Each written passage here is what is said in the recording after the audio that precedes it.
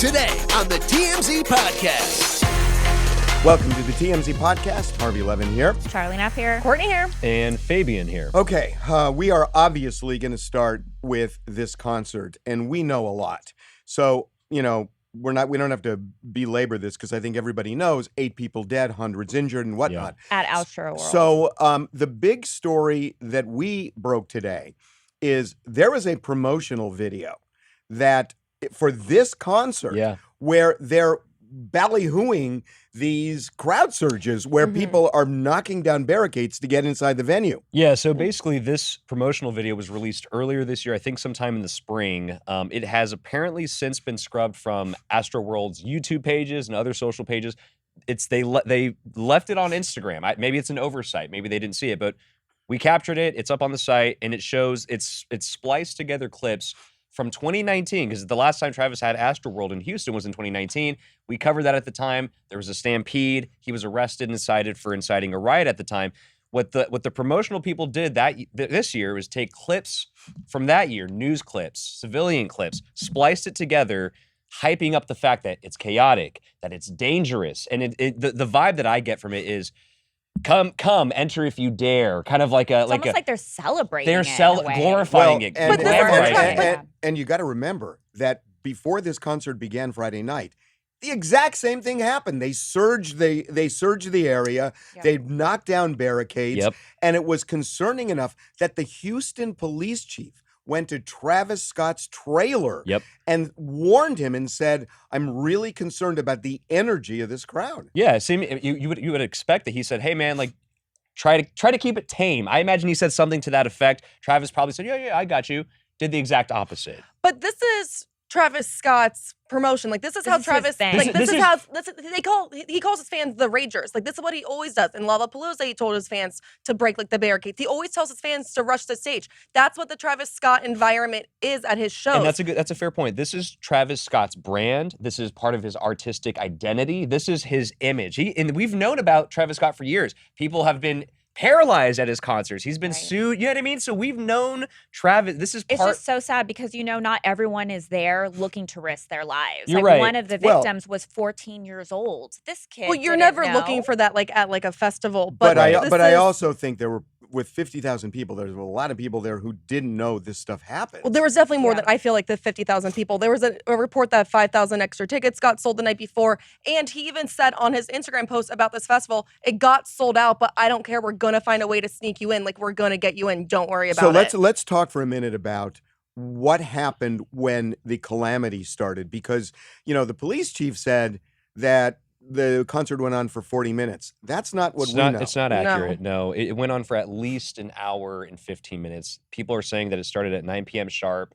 It went till about 10:15 or so. Apparently around 9:30 is when shit started hitting the fan. Well, that's when it got called mass casualties. Yes, that's when it officially got the name. It's unclear what exactly caused the crowd surge. It could be a number of factors. It could be Travis himself hyping the crowd, people rushing to the stage. Have you been to a concert recently?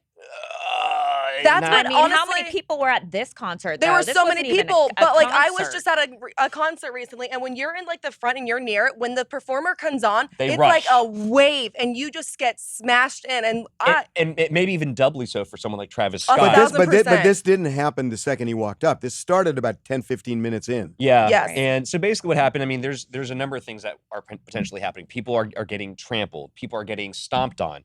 People and they're like yelling out for help.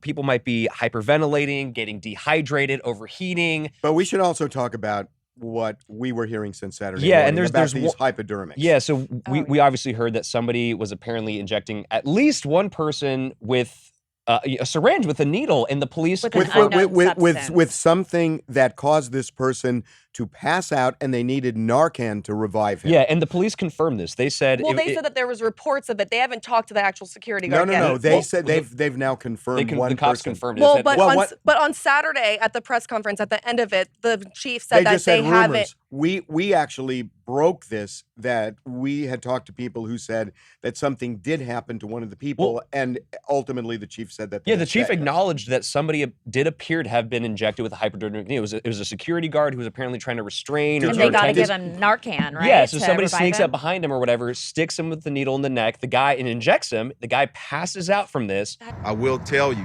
one of the narratives was that some individual was injecting other people with drugs. We do have a report of a security officer, according to the medical staff that was out and treated him last night, that he was reaching over to restrain or grab a citizen, and he felt a prick in his neck. When he was examined, he went unconscious. They administered Narcan. He was revived, and the medical staff did notice a prick that was similar to a prick that you would get if somebody's trying to inject. It's wild. So do you know what? This is happening in London. What? I found out today that there are these problems where people are doing this to women in London to incapacitate them. Oh my God. So basically, that sounds like domestic terrorism to me, like just straight up. Someone's going. The thing is, we talked about it over the weekend, Harvey. Like someone who is bringing a syringe like that to do that, you're not just doing that on a whim or willy-nilly or a one-off. In my mind, presumably you're ready to do that to multiple people. But we haven't been able to find. We haven't been able to else. confirm that it's happened to other people. We know it happened to at least one person. So basically, the point is this: it's like there's a variety of reasons it seems why this started to happen. But the fact still stands. Crowd control. People were dropping like flies out there. I mean, just watching all the videos that we've been posting over the weekend, they are so scary to watch. There was one video specifically that we posted where you see like security trying to pull a woman on a stretcher out of the crowd and accidentally drop her head straight on the ground and she is totally limp. We're still trying to figure out if she's one of the deceased. Yeah, frankly, I wouldn't be surprised if she is. We don't know, but it was just gruesome. So we should get into why didn't this concert stop? So that is where I get very annoyed because you can tell. So there's videos going around where it sounds like around the time that's 30 minutes in from when it was called Mass Casualties that people appeared to go to talk to Travis on stage after he sees the ambulances and then he shoos them off. And everyone's wondering, did people try and tell him then? Because the cops are saying that they told production about it. So it's like, when did Travis Scott find out? Exactly. And he's claiming he had no idea that there was lights, he couldn't see anything. But see, that it's also where it gets me because there's videos going around where he is telling the crowd, like, turn on the lights, there's people in the tree, like, look at them, look at them. And in those videos, you hear the screams for help. In all, like, the live streams, you hear the screams for help.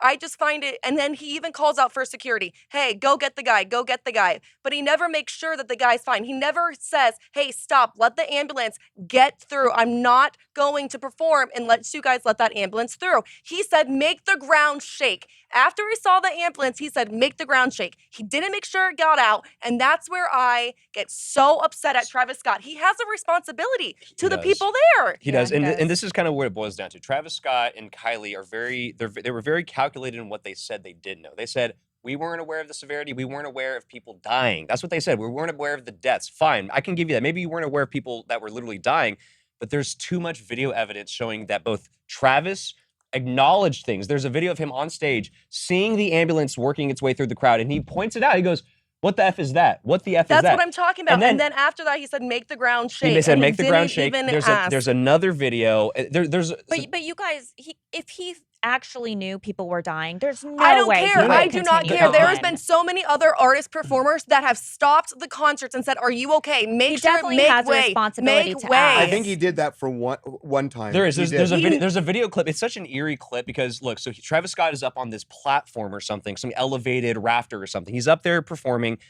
There's video that shows him seemingly looking down directly in the line of it. He's looking down at this guy who is fully passed out, being lifted up by people, being resuscitated. Travis Scott appears to be looking down at him, continuing to perform like, it's so creepy. But then there's an earlier clip that shows Travis pointing out this guy saying, hey, somebody help him, somebody help him. He says it briefly, but he carries on. Well, okay, he carries on. There's another side to this.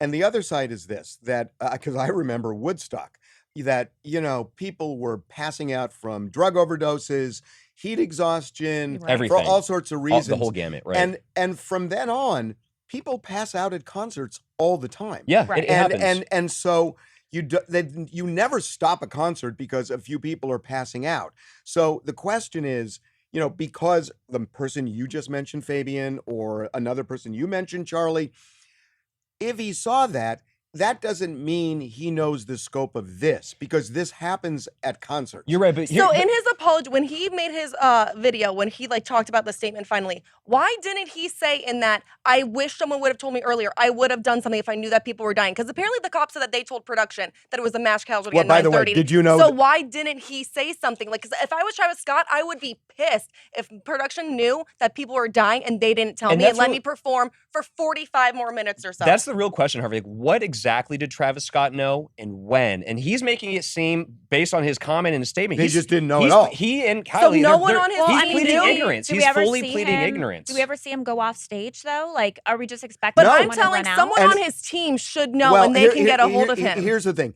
there were 47 security guards at the 2019 Astroworld Festival. They beefed it up.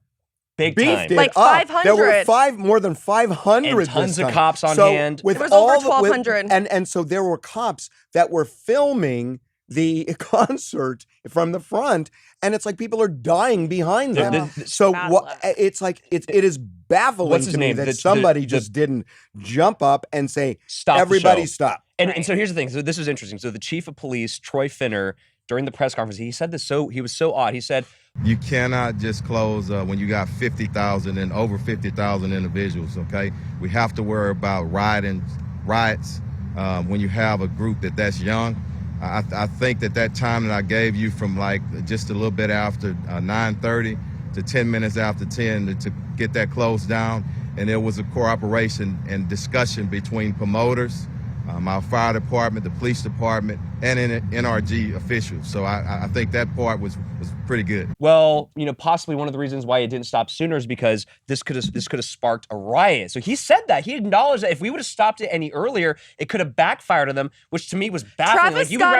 Travis Scott has the mic, though. He could have controlled the crowd. It's not like they just would have stopped it and said nothing. If Travis Scott would have said, hey, you guys, people are dying out there, and like said something, that was such a weird excuse for me. It is, and you're 1,000% right, because the fire chief, the fire chief was quoted by the New York Times in this article this morning. So the fire chief himself says he put the blame in Travis Scott, and their people said, yeah, if they wanted to stop it, they could have easily stopped it. He had the mic. There's a responsibility there on him to stop things. If you say to people, guys, there were a few people who tragically just died. We're going to have to stop right now. Right. It's hard to believe there'd be a riot. Mm-hmm. Right. And here's the other thing. I mean, what we're all kind of pointing out, and look, I mean, we did a post this weekend where critics of Travis Scott were pointing at other artists, recent artists who have stopped their shows in different capacities to attend to somebody who was fainting or something, someone in distress. And I get your point that yes, over the course of history, there's been countless festivals and concerts where the artist, has carried on. The show has gone on. I get that. But in my opinion, there's another video that's more comparable. What's his name? A$AP Rocky, of all people, who looks exactly like Travis Scott, funny enough. There's a video of him from like Travis Scott. He looks exactly like Travis Scott. No, but whatever. The point Rocky's so is, there's another A$AP Rocky is performing at a festival environment. I don't know the details, but I saw it. He's performing at a festival. It's packed, just like the Travis Scott concert is. He's in the middle of like these people. He sees someone passing out. He stops the show. He stops and says, everybody take 10 steps back. Everybody stop. Linkin Park did a very similar thing. So basically the point is this. There are too many examples of artists doing the right thing. Travis Scott appears to have done the wrong thing. And in my opinion, it speaks to his character. It's an indictment on his character. People are saying, does this guy actually give a shit about his fans or not? Apparently not. That's what it looks like. By the way, looks bad. He had a concert that he was supposed to be doing this weekend. That's been canceled. And now a lot of people are turning to Coachella. They want him out. He is a headliner at Coachella. And everyone's like, what's going to happen? So I imagine every show for him is going to be canceled for the foreseeable future. He is going to go into hiding. Well, guys, the lawsuits are pouring in. As they should. There are going to be literally hundreds of people suing him. Yeah. Well, and also it doesn't look good because he's pled guilty twice before to inciting a riot. Right, there's history. So there's mad history of it, and it's like, so you keep encouraging this behavior. When are you going to change your outlook? When are you going to say something to your fans? Well, he's the only one that he's definitely going to change now. I mean, frankly, I really don't see how Travis Scott can come back from this. This is going to tarnish his reputation to the point where I don't even he'll ever get booked again. Frankly, we'll see. But and it's also interesting because he's with Kylie. There's a Kardashian Jenner element to this too. By the way, speaking of, I want to pivot because I mean, you talking Bill Maher? You know how much I love Bill Maher. Bill Maher. I do like him. So Bill Maher did you guys watch this? Yes, I did. Oh my God. Greta, you have 13 million followers on Instagram, which is great. But Kylie Jenner has 279 million, which is more. I mean, seriously, who is the real influencer in that generation? The model citizen or the model? The young woman who refuses to fly or the one who refuses to fly commercial? But Kylie embodies and embraces a lifestyle that is pretty much the opposite of carbon neutral. And the younger generations fucking love it. It's funny. It's not funny. I mean, there's something so true about it. And, you know. Well, it's funny because it is true. Well, it is true. So look at what young people, the Gen X people and the Gen Z people, who are they most aligned with? Are they aligned with this woman who is fighting to save our planet, fighting to preserve the environment, right? Or are they siding with somebody who is into excesses, right? And consumption, and has a makeup line, right? Is all about beauty, and not just beauty. I mean, he had one line. He had two lines. One line was Greta refuses to fly. Kylie refuses to fly commercial.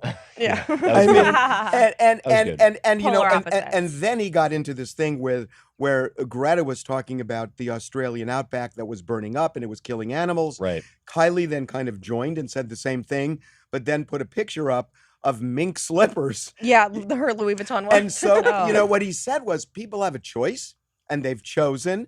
And so all the people who say the boomers are responsible for ruining the planet, he said, well, that's true. But you're in the same boat. And he said, you're also responsible. Yeah, he said, shut the fuck up. Yeah, what a boomer thing to say of him. Is he wrong? No, but still. Here's something I kind of want to push back on Bill Maher because I thought about this. Basically, his argument is these quote unquote woke millennials and younger people, Gen Z or whatever it may be. Gen Z, yes. These supposedly woke individuals who claim to be all about climate change and yada yada yada and care about the planet. He's making the argument like, oh, you actually care more about Kylie. You actually not side more with Kylie, but you embrace her more than you do Greta Thunberg. That's kind of his argument, and he's laying out evidence. What I'll say is this: it's like, look, the people that are actually about the climate change movement, who are like really about it, I would argue that they probably disavow Kylie. I would say, you know what I mean? And I'm sure there's a lot. So I guess what I'm saying is, not as many young people are as quote woke or really give a fuck about the environment as he thinks. You know what I mean? I care about the environment to a certain extent, but I'm not going to stop driving or stop doing anything to like curb anything. I'm going to live my life. You know, like I acknowledge like, yeah, that's a problem. It's got to get dealt with, but it's not. It's not going to get dealt. Who's going to deal with it? It's not me. It's not me. And by the way, more power. Do your part. More power to Greta Thunberg or whatever. Have at it. But like, I'm not rallying behind her. I don't hold her up in any really high prestige or anything. You may not, but I'm telling you, the rap about Gen X and Gen Z is that they are socially conscious, that they are looking for employment at places that make the world and the environment better rather than worse, and all of that. And and that's painted with a very broad brush. Right. It doesn't play out when you look at the numbers. It's true. It's true. It just doesn't. But Kylie's whole makeup line, and I think also like her beauty products, like her bath products and stuff, it's all cruelty free. So she is kind of making a difference in her own way. That's a fair point. But the thing is, like, but also Kylie and Greta are in two totally different boxes. And like you're comparing an activist to a celebrity. Well, they're right, but Bill's point, I think, is that how do you embrace that kind of excess where you commercialism, where you show a closet with all of these clothes and brag you've only worn them once.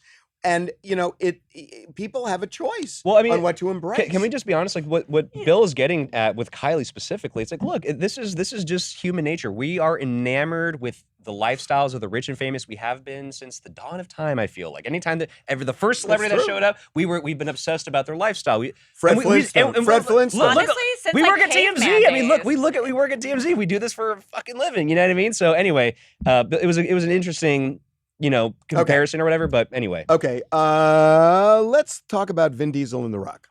Okay. This is interesting. So. Oh yeah. So Vin Diesel. I like this one. kind of extended a public olive branch to The Rock this weekend. There's been like an ongoing feud between Vin and The Rock. There has been. And by the way, Right. we thought, because we covered this, supposedly that feud was put to bed a few years ago, right? Right. It was not, because earlier this summer, Vin Diesel did an interview with Men's Health. They asked about The Rock or whatever. They asked about that old, like, hey, whatever happened with that?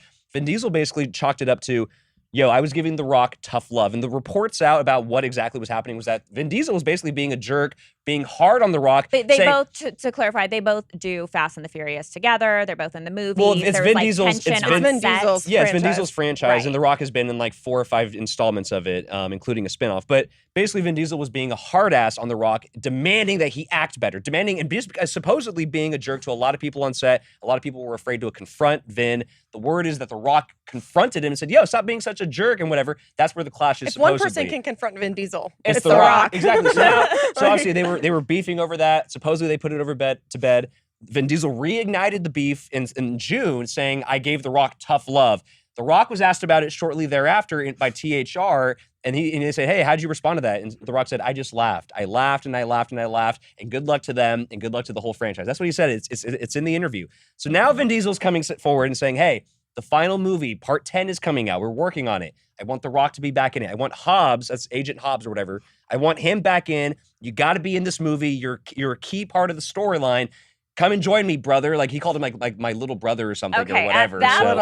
At that point, The Rock has to say, "Okay, I want X amount of dollars." Now the ball is in his court. Okay, so that's what I'm wondering. So do you think The Rock actually has an obligation to? Because first of all, The Rock is a super nice guy. Totally, he'll for sure come back. You think so? He's Yes. forgiving. Oh God. Wow. Yeah. The Rock, yes, The Rock will for sure. He'll come back? Yes, but for a big price tag, like Charlie was saying. Yeah. Okay, so it'll be a money thing basically. So Yeah. all right, I mean, And it's great It's always about the promotion for the money. movie too, because when The Rock does come back, all the fans are going to rejoice. And he has the spinoff. yeah, there's a spinoff, and frankly, I think The Rock has way more star power than Vin Diesel these days. That's just the fact. And The Rock draws viewers, he draws audiences and stuff. That's a fact. Yeah, he's the biggest undeniable. actor in the And world. I from his comment with THR where he said, I laughed, good luck with them. To me, it made it seem like he was done with them. But now I'll be very curious to see if he does I don't come think back. he cares. He's gonna do it for the fans. Like, You think so? Yeah. of Or course is he's it gonna more do for it. the fans, or is it more for the money, or is it a little bit of both? I think it's for both. A little bit of both. And he loves that Vin had to come crawling back to him. He did have to come Right. calling. Come You're on, right. yeah. Because Of course he's gonna Vin do sort of it. humbled himself with this Yes. question. Anyway, so we'll see what comes of that. But. Okay, and finally, Kim and Pete Davidson. There's Woo! no doubt about it now. Well, hold on. But let's clarify. There's no doubt about what exactly. That they're together. that they're Whoa. romantic. That they're hooking- Let's that- just get this on the record. That they're hooking up. That they're having sex. Yes. Okay. So Hooking we're up. all. Why do Just we say have to- hooking I up, know. Fabian. We just need to get on the Why record. can't we just say romantic? Yeah. We all think that they are indeed having sex. If that's all true, then let's just get Hooking on the up. record. Look, We a don't lot know. of people thought this was like a publicity stunt, maybe for her Hulu show, but then we found out they weren't filming. Right. And now we've learned a little bit more about some of the dates, the dinner dates they've been going on. They're PDA They supposedly. have been kissing, and people have seen them both at. We sound like high school. I know. You guys, it says a lot. K-I-S-S-I-N-G. So I got to say now that it's essentially confirmed that they are having sex.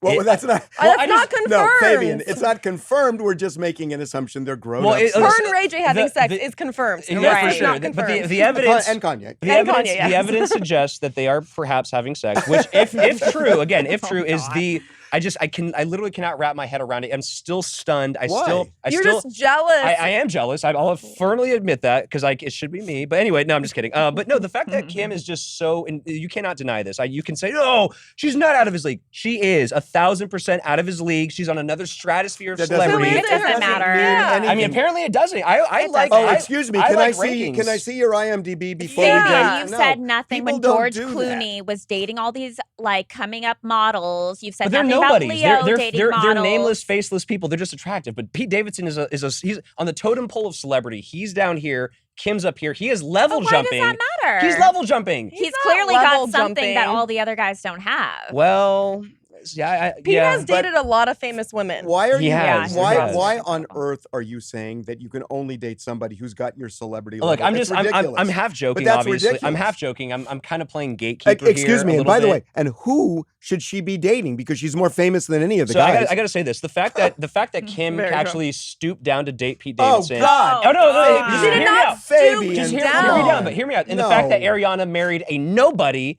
Right. really proves the point that any celebrity can be pulled. I can pull a celebrity. I can go out to a Okay, club. Not with slow that down. attitude. I can meet Selena Gomez. What is I happening? You can pull Selena Gomez. If I met her, give me 30 minutes, I could pull her. Oh my God. Anything is possible these days. Hey, That's all I'm saying. Good luck taking Chris Evans from Oh, Selena that's Gomez. right, Chris I Selena am from Chris. here for this Fabian. relationship. Hey, oh God, you know what? I like Chris so much, but Fabian came along. No. Oh, I'm just saying that it's God. possible. So dream big, kids. Like if you shoot your shot with celebrities, because apparently they'll date you even if you're out of their stratosphere. My Anyway, God. Fabian, unbelievable. You are Anyway. out Okay. of control. Fun with stuff. that, you can listen to our podcast just about anywhere, right? Subscribe on Spotify, Apple Podcasts, wherever you get your Google. podcast. Google. We're on YouTube too. YouTube. We're literally everywhere. And so. we will talk to you Wednesday. Yep. Okay. Take it easy.